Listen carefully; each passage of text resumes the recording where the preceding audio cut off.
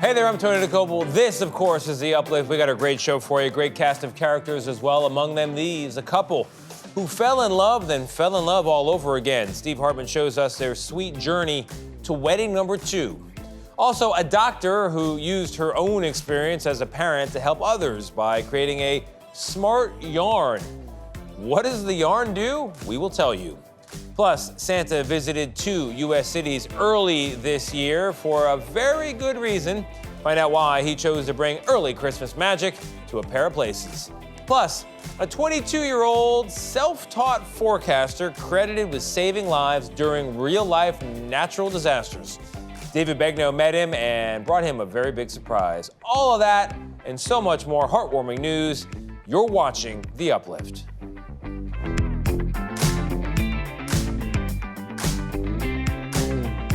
Hey there, welcome to The Uplift, the show that lifts you up for at least the next 30 minutes. You, I like to say, me as well, and we're going to begin together with a lesson in love. Steve Hartman introduces us to a couple who fell in love not once, but twice. Oh my gosh, let's find the picture. Peter and Lisa Marshall of Andover, Connecticut are paging through the most memorable day of their lives. It looked like a lovely wedding. It was unforgettable. But he's forgotten it. He has forgotten it. Who's this? It's the saddest part because you want to reminisce and you're alone in the memory. Red-winged blackbird. At the age of 53, Peter was diagnosed with early onset Alzheimer's. Eventually, he not only forgot his wedding day, He's pretty, isn't he? he forgot his wife. Lisa became just another nameless caretaker, their entire history together permanently erased. And yet, a whisper of their love must have remained, because Lisa says all of a sudden he began courting her, as if they'd just started dating. Until one day, a wedding scene came on TV. Peter pointed to the screen and said, "Let's do it." And I said, "Do what?" And he pointed again. And I said, "You want to get married?" And he got this grin on his face. And he said, "Yeah." So he fell in love with me again. Lisa accepted his proposal and staged a wedding for her already husband. Can't even describe to you how magical it was. How are you? He was so present and he was so happy. And it was very touching. Peter, you may kiss your bride. Lisa says Peter hadn't been this lucid in weeks. Unfortunately, it was a Cinderella moment. The clock struck 12, and by the next morning, this wedding too was lost to the fog. Yes. But Lisa says she fully expected that. I'm the one who's going to remember that. And that's going to help me heal later because it really is a true love story. Alzheimer's can take away so much. But fortunately, love is almost always the last to go.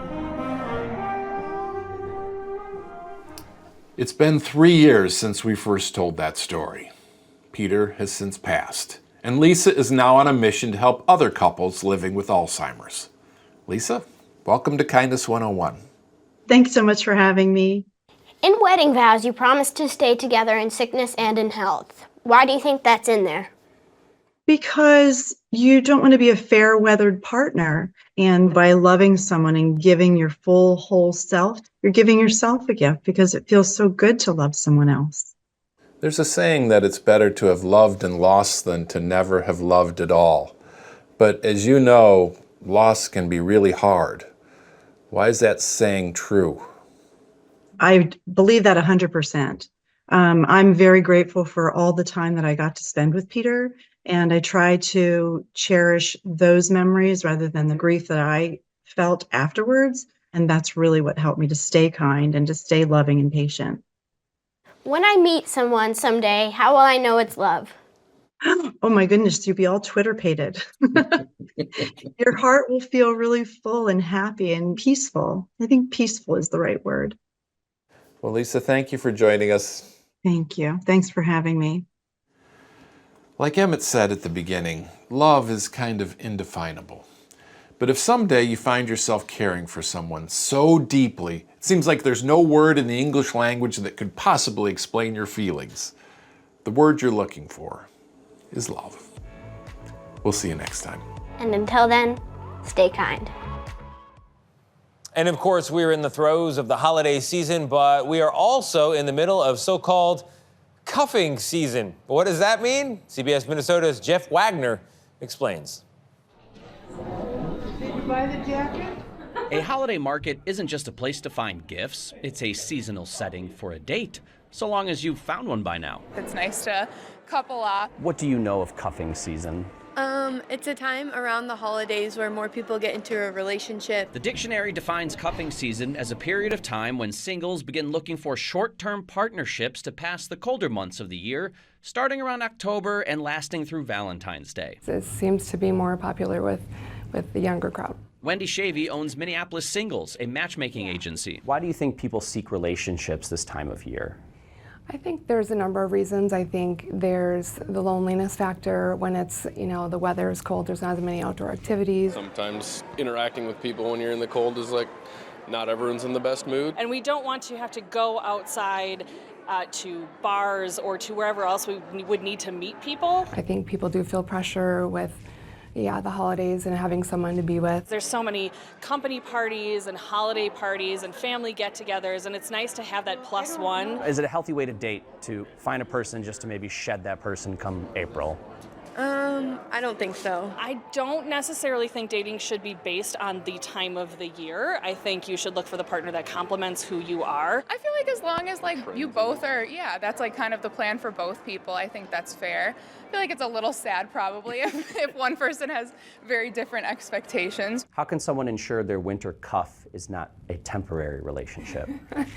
I think with any relationship, I'd give the same advice, is that just really open and honest communication and making sure you have the same long-term goals. Challenges of winter aside, love is definitely in the chilly air this time of year. With photojournalist Jose Pascual, Jeff Wagner, WCCO News.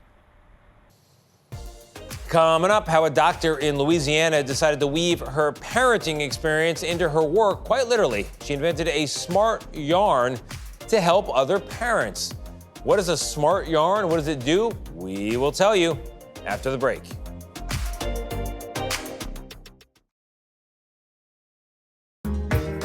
We take you now to Fort Worth, Texas, where a group of young women are inspiring a younger generation with robotics. Here's Trevor Sohaki from CBS Texas.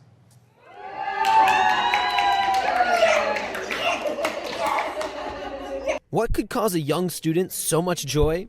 Robotics, duh. Do it with a start moving forward and do it for time, or we can do ticks. At Fort Worth Public Library branches, 4th through 8th graders are learning to code and build robots with the help of the Young Women's Leadership Academy. And that opportunity presented itself and said, hey, I know our library system is prepared to at least have a conversation, and today is now the result of all that, and that integration is really special. When Fort Worth Mayor Maddie Parker visited the all-female competitive robotics team at the academy, aptly named the Dork Side, the high school girls pitched Bot Builders to her. It's a mentorship-based robotics program where the girls teach young kids about their passion for free. Let's be honest, you and I trying to teach a young person a skill like this is not cool. But to have near peers as mentors is truly phenomenal.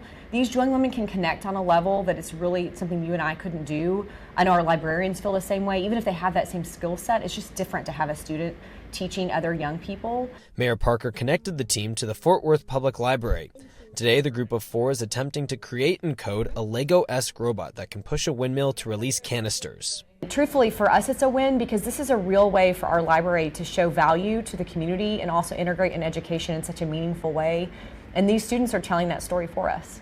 The 2 boys' moms watch their sons learn. It's subjects they never touched when they were in school. I'm so excited about it. I think that it will help his future. It is truly inspirational to see these young women leading the way. I don't know what you were doing in middle school and high school, but we were not doing that, I promise you. Junior Isla Avila helped with building the bot, and Junior Annika Grunberg made sure the measurements were accurate. And we're off.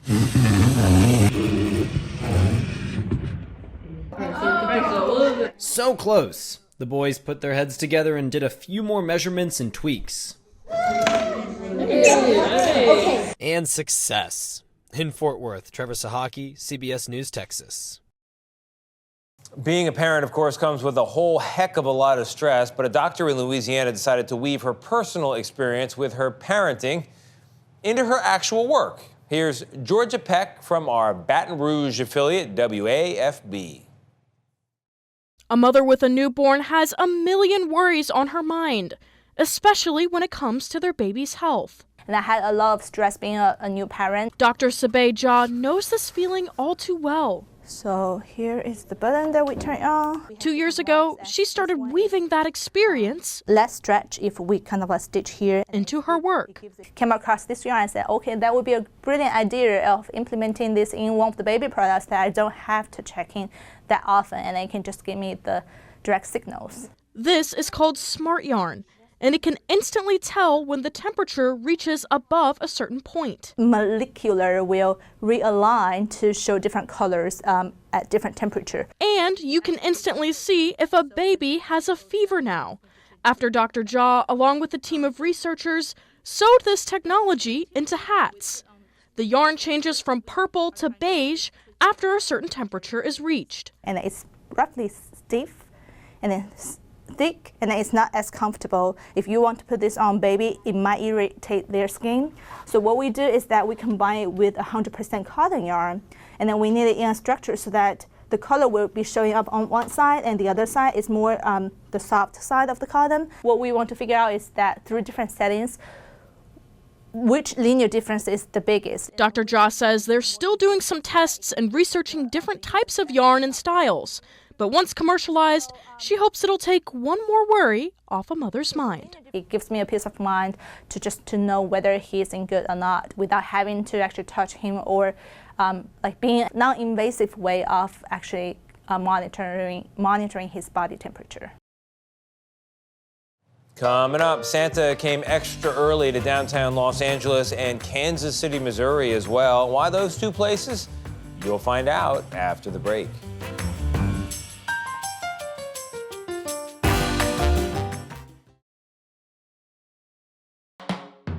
We're going to take you now to downtown Los Angeles, where Santa decided to come a little bit early to help families in need.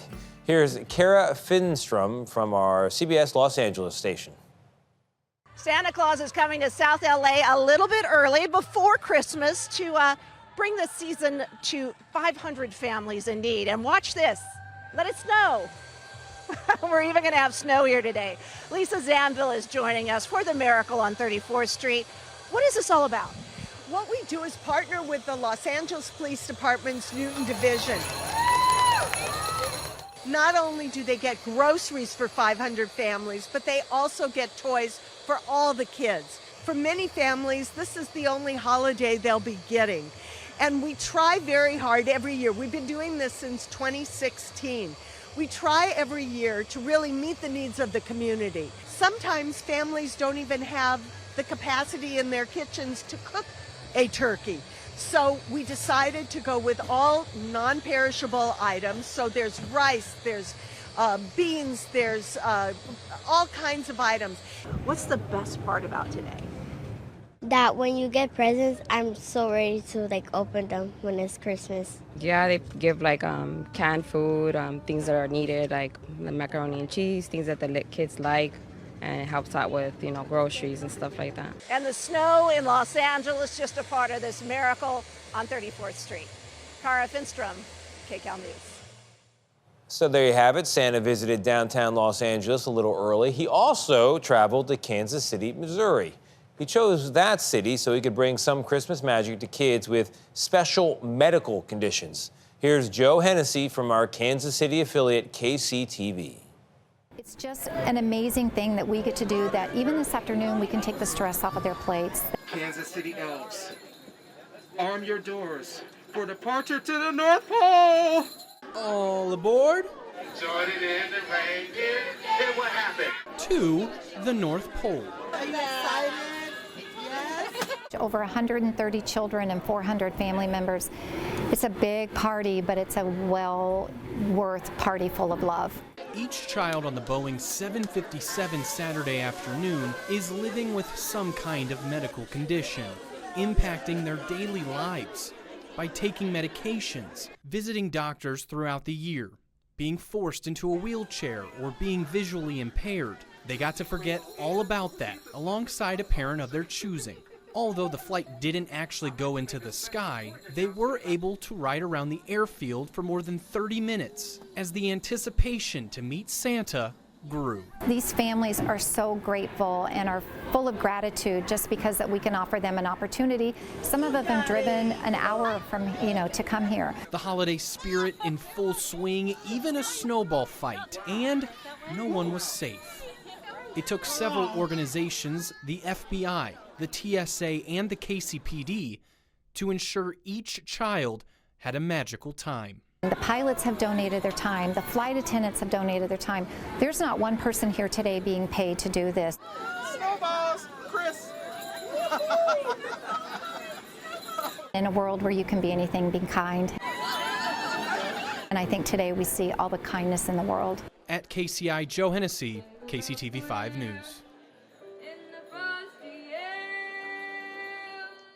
Coming up, you're going to meet one of the most trusted weather sources in the nation, a 22-year-old self-taught forecaster credited with saving lives during natural disasters. David Begnaud met this young meteorologist and had a big surprise for him.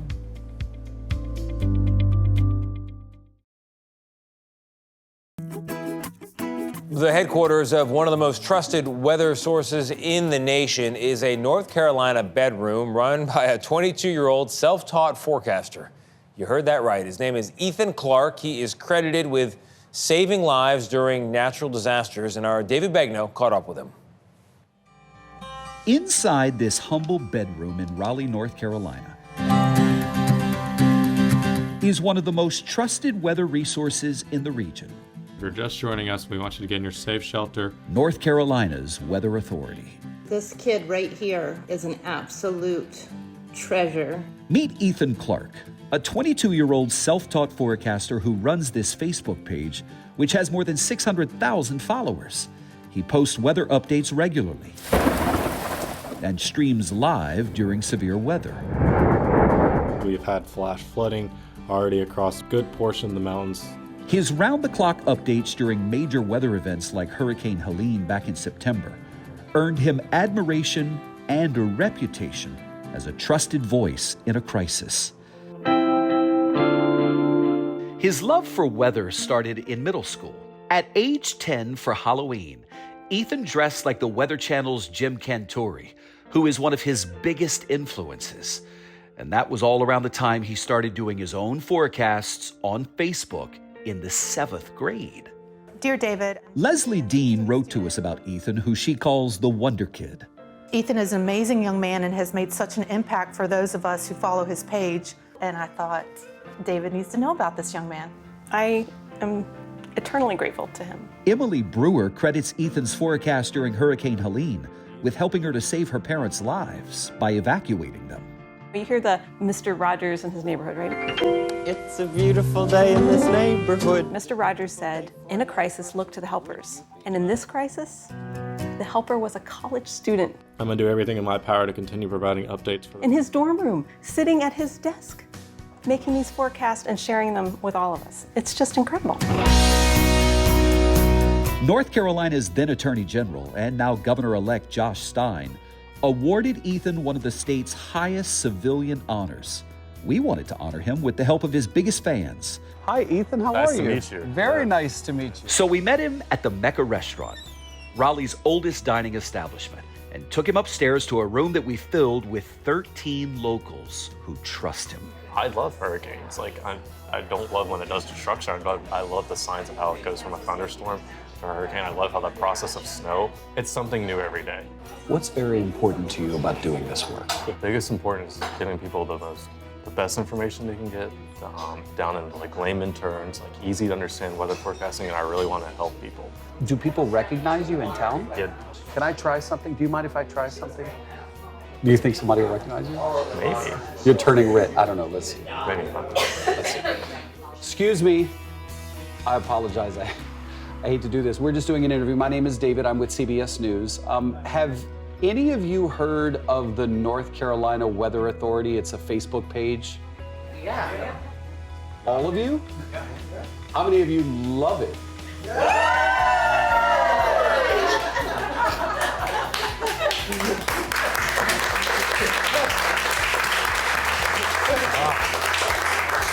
So here's the deal. This is a room of some of your biggest fans. Everybody in here. Wow, okay. Awesome. Everybody in here. That's awesome. I am so proud of the work that you've done and just, the lives that you've affected. That attention that you've always played to the really, really local details, I think is why it all came together for Helene. People live in these counties and they're often forgotten about, so I don't want them to be forgotten about. Yeah, I think that's why everybody feels like you're their weather guy. You're not the Raleigh weather guy or the Charlotte weather guy. You're their weather guy because you've reported on all of the places. Have a seat. Yes. I'm Emily Brewer. I grew up in Asheville, and no one associates that with destruction. And somehow you, with your clear communication and your level-headedness, you communicated that in a way that I feel so fortunate I saw and was able to act. And I thank you for my parents' lives. To get the word out. Everybody got a chance to thank Ethan. No matter who comes calling, stay in North Carolina. And we had one more surprise. We are sending you to the Weather Channel to meet your hero, Jim Cantore. Really? Yes. Oh my gosh.